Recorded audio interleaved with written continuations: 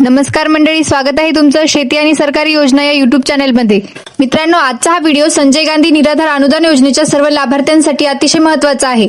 या योजनेअंतर्गत दिव्यांग बांधव, विधवा महिला, श्रावणबाळ योजनेची लाभार्थी, वृद्धापकाळ योजनेची लाभार्थी अशा सर्वांसाठी सामाजिक न्याय व विशेष सहाय्य विभागाकडून एक नवीन तारीख जाहीर करण्यात आलेली आहे। ही तारीख जानेवारी हप्ता आणि पुढील सर्व हप्त्यांसाठी अत्यंत महत्त्वाची असल्यामुळे हा व्हिडिओ शेवटपर्यंत पाहणं खूप गरजेचं आहे।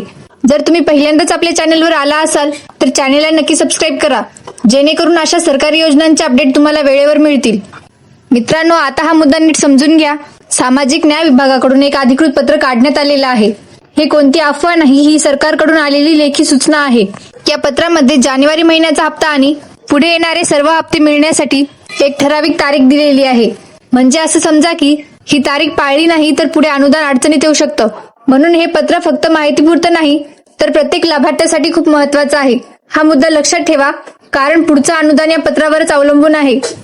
मित्रांनो, आता सर्वात महत्त्वाचा प्रश्न येतो, नेमकी कोणती कागदपत्रे द्यायची आहेत। या अधिकृत पत्रानुसार संजय गांधी निराधार योजनेचे सर्व लाभार्थी चालू आर्थिक वर्ष 2025-2026 साठी काही कागदपत्रे जमा करणं बंधनकारक आहे। पहिलं कागदपत्र आहे ग्रामसेवकाकडून मिळणारं हयात प्रमाणपत्र, म्हणजे लाभार्थी जिवंत आहे याची अधिकृत नोंद। दुसरं आहे आधार कार्डची झेरॉक्स। तिसरं आहे ज्या बँक खात्यात अनुदान येतं त्या बँकेच्या पासबुकची झेरॉक्स। आणि चौथा आहे रेशन कार्डची झेरॉक्स। ही चारही कागदपत्रे एकत्र करून योग्य ठिकाणी सादर करणं अत्यावश्यक आहे, कारण ही कागदपत्रे दिली नाहीत तर पुढचे हप्ते मिळण्यात अडचण येऊ शकते। म्हणून हा मुद्दा हलक्यात घेऊ नका। ही कागदपत्रे प्रत्येक लाभार्थ्याने द्यायचीच आहेत।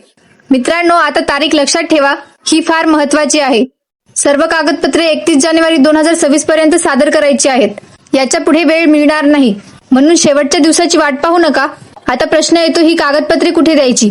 जर तुमचं संजय गांधी योजनेचं अनुदान पुणे जिल्हा मध्यवर्ती सहकारी बँकेत जमा होत असेल तर ज्या बँक शाखेमध्ये तुमचं खातं आहे तिथेच ही कागदपत्रे द्यायची आहेत। इतर कुठे नाही, थेट तुमच्या बँकेच्या शाखेतच। म्हणून लक्षात ठेवा, 31 जानेवारी 2026 ही अंतिम तारीख आहे आणि योग्य शाखेतच कागदपत्रे सादर करा, नाहीतर पुढे अनुदान अडचणीत येऊ शकतं।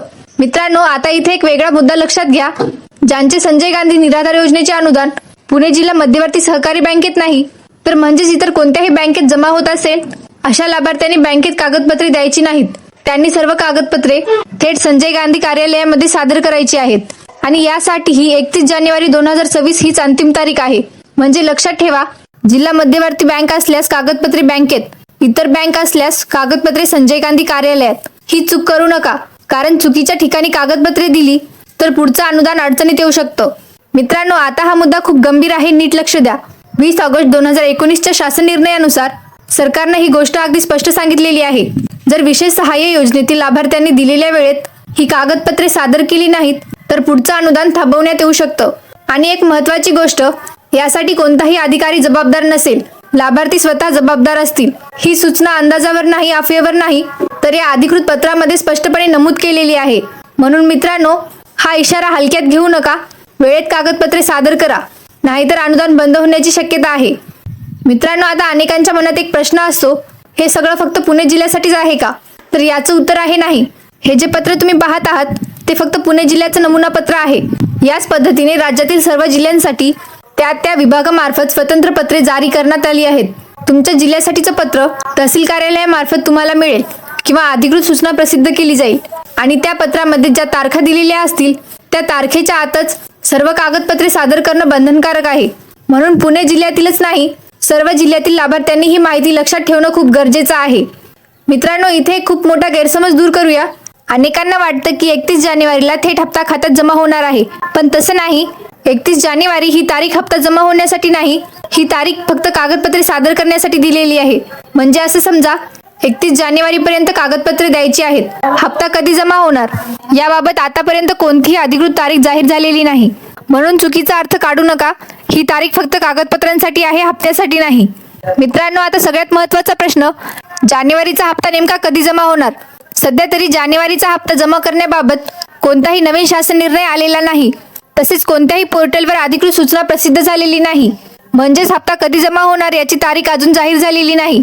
म्हणून आता कोणीही वेगळी तारीख सांगत असेल तर त्यावर विश्वास ठेवू नका। ज्या वेळेस सरकारकडून अधिकृत शासन निर्णय किंवा सूचना येईल त्यावेळेस मी तुम्हाला लगेच व्हिडिओच्या माध्यमातून संपूर्ण माहिती देईन। म्हणून चॅनलला जोडलेले राहा आणि योग्य अपडेटची वाट पहा। मित्रांनो, अशीच अचूक आणि अधिकृत माहिती वेळेवर मिळावी यासाठी जर तुम्ही अजून चॅनेलला सबस्क्राईब केलेले नसेल तर आता सबस्क्राईब करा. हा व्हिडिओ तुम्हाला उपयुक्त वाटला असेल तर लाईक करा आणि ही माहिती इतर लाभार्थ्यांपर्यंत नक्की शेअर करा, जेणेकरून कोणाचाही फायदा चुकू नये. अशा शेती आणि सरकारी योजनांचे अपडेट जाणून घेण्यासाठी आमच्या व्हॉट्सअप ग्रुपला जॉईन व्हा. व्हॉट्सअप ग्रुपची लिंक व्हिडिओच्या डिस्क्रिप्शनमध्ये दिलेली आहे. भेटूया नवीन व्हिडिओमध्ये. तोपर्यंत धन्यवाद. जय हिंद, जय महाराष्ट्र.